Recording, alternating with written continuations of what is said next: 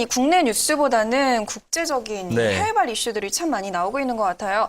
옆 나라 일본부터 시작해서 중국, 그리고 미국, 유럽까지 주식 투자를 하시는 투자자분들이 여러 가지 뉴스를 또 챙겨보셔야 하고 참 똑똑해져야 되지 네. 않을까라는 그런 생각이 들어요. 네, 그렇습니다. 많은 정보들 중에서 본인에게 필요한 정보를 골라내는 기술 또한 상당히 고급 기술이죠. 또한 혼자 하면 심심한데요. 저희가 함께 도와드리도록 하겠습니다. 이슈와 뉴스 심층적으로 알아보고 종목까지 이어보는 코너입니다. 이슈앤뉴스 시작하겠습니다. 오늘도 시장에서 화두가 될 만한 이슈에 대해서 화면을 통해서 먼저 만나보겠습니다. 일본은행이 추가 양적 완화 조치로 내년부터 매월 13조엔 규모의 무기한 자산 매입을 실시한다고 밝혔습니다. 일본은행은 이와 함께 물가 상승 목표치를 기존 1%에서 2%로 올리고 디플레이션 탈출과 지속적인 경제 성장을 실현하기 위한 정책 연계 공동 성명을 작성했습니다. 올해 첫 유로존 재무장관 회의가 어제부터 이틀간의 일정으로 열렸습니다. 유로존 재무장관들은 유로존 내 재정위기 해결을 위해 은행권에 대한 방화벽을 논의할 예정입니다. 또한 그리스의 92억 유로 규모의 추가 지원을 동의했고 스페인과 키프로스 등의 재정위기국 지원 방안에 대해서도 논의할 계획입니다. 버락 오바마 미국 대통령이 취임식을 열고 집권 2기 공식 출범을 알렸습니다. 오바마 대통령은 취임사를 통해 하나된 미국을 강조하면서 재정 적자 감축을 위해 힘든 선택을 해야 하지만 미국인들의 복지 혜택을 위협하는 선택은 하지 않을 것이라고 강조했습니다.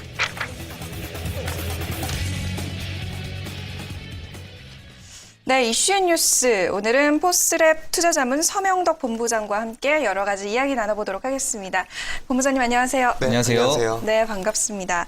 자, 어제죠. 일본 중앙은행이 통화정책회의를 발표를 했습니다. 우선 큰 내용을 보자면 양적 완화 조치를 취하겠다 이런 내용이었던 것 같은데 어떤 내용인지 그리고 우리 시장에 미치는 어떤 영향이 있을지 좀 설명해 주시죠. 네, 사실 이제 일본의 통화정책회의 결과가 발표한 이후에 일본 증시, 니케이 증시 같은 경우는 하락 반전했고 엔화 같은 경우는 상승 반전하는 모습을 보였습니다.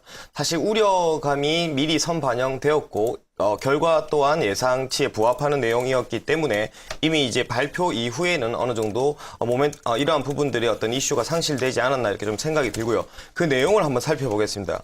우선 기준금리가 0에서 0.1% 수준으로 좀 동결이 되었고요. 인플레이션 목표치가 1에서 2%로 상향 조정되었습니다. 사실 인플레이션 목표치 자체를 이렇게 딱 규정한다라는 것이 굉장히 이례적인 어떤 부분인 것 같고요.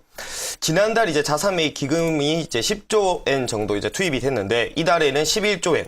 당초 예상은 한 지난달 수준의 10조 엔이 아닐까 생각했는데 1조 엔 정도 조금 늘었고요. 이렇게 2개월 연속으로 자산매입 기금을 투입하는 것은 사실상 2003년 이후 9년 만에 처음 있는 일이고요.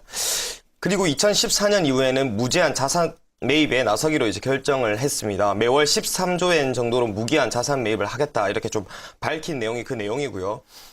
앞서 말씀드렸지만 아까 당초 자산 매입 기금을 10조 엔 정도에서 11조 엔 정도로 1조 엔 늘어난 부분 말고는 다른 부분들은 미리 예상된 치가 어느 정도 나왔다 이렇게 좀 볼 수 있을 것 같습니다. 하지만 좀 구체적으로 또 포인트를 좀 잡아봐야 될 게 인플레이션 앞서 말씀드렸듯이 목표치를 설정을 했는데 이러한 목표치에 대해서 향후 구체적인 어떤 협정이나 기간 설정까지도 하지 않을까라는 어떤 예상을 했는데 그 부분은 좀 빠져 있습니다. 이렇게 빠져 있는 이유는 사실 일본 정부가 환율 정책에 개입하는 부분에 대해서 각국의 우려의 목소리 좀 높고 이러한 부분에 대한 비난 여론, 어떤 비판 여론들을 좀 우려한 것이 아닌가 좀 생각이 들고요. 독일의 중앙은행의 이제 바이만 총재의 경우도 정부가 중앙은행 업무에 대대적으로 관여하는 것은 향후 세계 환율 전쟁을 촉발할 수도 있을 것이다라는 경고까지도 나오고 있습니다. 어쨌든 이러한 부분을 의식해서 통화정책에 대한 강경 입장은 조금 한 발 물러서서 발표를 한 것이 좀 중요한 포인트인 것 같고요. 하지만 여전히 정부와 중앙은행은 향후 공동 성명에서 성장 전략 추진을 위해서 공동 체제를 계속 공조 체제를 유지하겠다고 밝히면서 일본의 이런 통화 정책 기조 완화는 지속적으로 좀 이어지지 않을까 좀 생각이 듭니다. 하지만 일본의 이런 통화 완화 정책이 앞으로 엔화 약세로 계속 이어지진 않을 것이다라는 게 어떤 결과적인 어떤 전망인데요. 이 부분은 그림으로 보면서 좀 설명을 드리겠습니다. 네. 과거 2010년도에서 2010년 10월입니다. 10월 이후 11회에 걸쳐서 국채 매입 조치가 그때도 있었고요. 이러한 경우가 실제 엔화 약세 흐름으로 이어지지 않았습니다. 이제 그래프가 엔달러 환율이기 때문에 하락이 엔화 강세고 상승이 엔화 약세라고 보시면 됩니다. 이어지지 바로 않았고 2012년 2월에서 4월 경우와 2011년도 이후에 두 번에 걸쳐서 엔화 약세가 이어졌습니다. 그러니까 정부의 어떤 개입과 국채 매입 조치가 바로 엔화 약세로 이어지지 않는다라는 부분들을 이렇게 볼 수 있을 거고요. 오히려 이러한 부분보다는 여기 또 그림을 보겠습니다.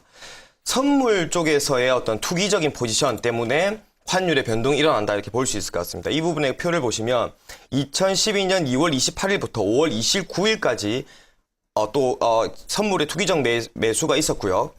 그 다음에 2012년 10월 23일부터 현재까지 엔달러 환율에 대한 투기적 매수가 아니고 순매도 포지션이 있었습니다. 이렇게 선물 쪽에서 투기적인 포지션이 잡혔을 때 엔화 약세로 이어진다라고 좀 볼 수 있는 부분인 것 같습니다. 따라서 1월 초 2011년 이제 올해 들어서 1월 초를 기점으로 좀 고점을 찍고 이런 투기적 포지션 자체가 지금 줄어들고 있는 부분이기 때문에 일본의 정책이 나왔다고 하더라도 이러한 부분의 연관성은 좀 적지 않을까 좀 생각이 듭니다.